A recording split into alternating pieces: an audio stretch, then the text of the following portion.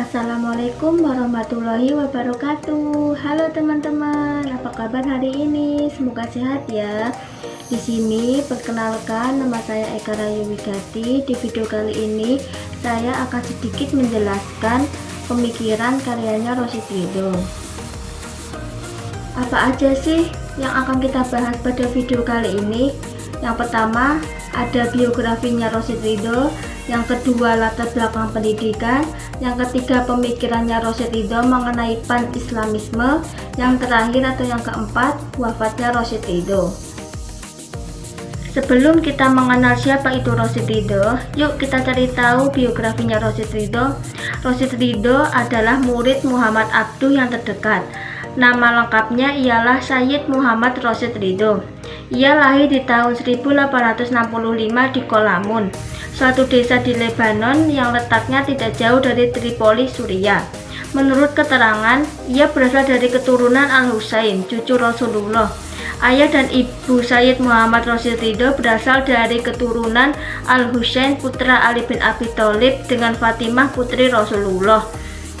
Itu sebabnya Sayyid Muhammad Rosid Ridho menyandang gelar Al-Sayyid di depan namanya, dan sering menyebut tokoh-tokoh ahli Al-Bait seperti Ali bin Abi Thalib, Al-Husain, dan Ja'far Al-Shadiq dengan jaduna, nenek moyang kami. Karena ayahnya yang bernama Sayyid Al-Ridho adalah seorang Sunni yang bermazhab Syafi'i. Yang kedua yaitu latar belakang pendidikan. Semasa kecilnya, usia 7 tahun, Rosid Ridho dimasukkan oleh orang tuanya ke madrasah tradisional yang di desanya Kolamun. Rosid Ridho juga belajar pada sekian banyak guru. Di masa kecil, ia belajar di taman-taman pendidikan di kampungnya yang ketika itu dinamai dengan Al-Quran. Di sana ia diajarkan membaca Al-Quran, menulis, dan dasar-dasar berhitung. Berbeda dengan anak-anak seusianya, Rosid Ridho lebih sering menghabiskan waktunya untuk belajar dan membaca buku daripada bermain. Dan sejak kecil memang ia telah memiliki kemampuan kecerdasan yang tinggi dan kecintaan terhadap ilmu pengetahuan. Guru Muhammad Rosid Ridho bernama Syekh Husain Al-Jisr, dikenal sebagai ulama yang berpikiran modern, merupakan pimpinan Tarekat Halwatiyah. Selama masa pendidikannya, Rosid Ridho membagi waktunya untuk menimba ilmu dan ibadah pada salah satu masjid milik keluarganya. Ibunya sempat bercerita, semenjak Rosid Ridho dewasa, aku tidak pernah melihat dia tidur, karena ia tidur sesudah kami bangun dan bangun sebelum kami terbangun. Setelah memperoleh ilmu pengetahuan yang luas, ia memanfaatkan untuk memberikan pengarahan dan petunjuk kepada para sahabatnya. Dalam kegiatannya, dia selalu mengamati masalah-masalah yang terjadi di kawasan tetangga, terutama masalah agama kemasyarakatan melalui surat kabar dan majalah. Yang selanjutnya atau yang ketiga, karya atau pemikirannya Muhammad Rosid Ridho mengenai pan-islamisme. Sebagaimana Al-Afghani, Rosid Ridho juga melihat perlunya dihidupkan kesatuan umat Islam. Menurutnya, salah satu sebab lain bagi kemunduran umat ialah perpecahan yang terjadi di kalangan mereka.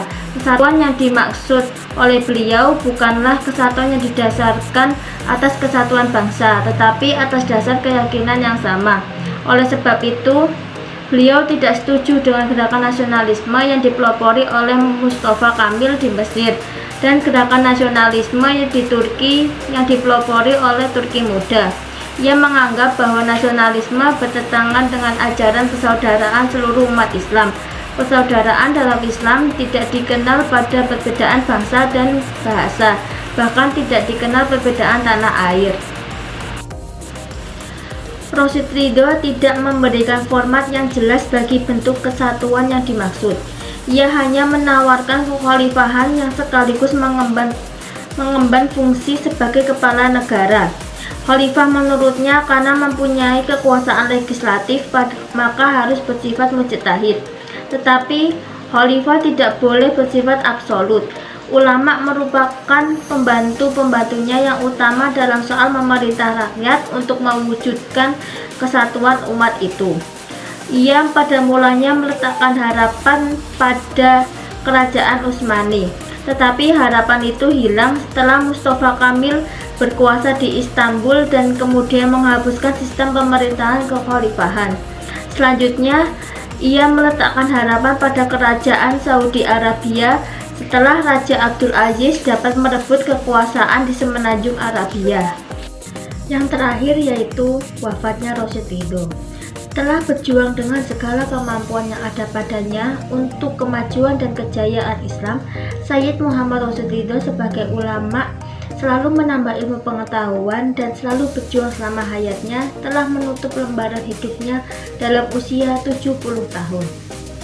Dan pada hari Kamis, tanggal 23 Jumadil Ula 1334 Hijriah, bertepatan dengan 22 Agustus 1935 Masehi, Sayyid Muhammad Rashid Ridho wafat dengan wajah yang sangat cerah disertai dengan senyuman.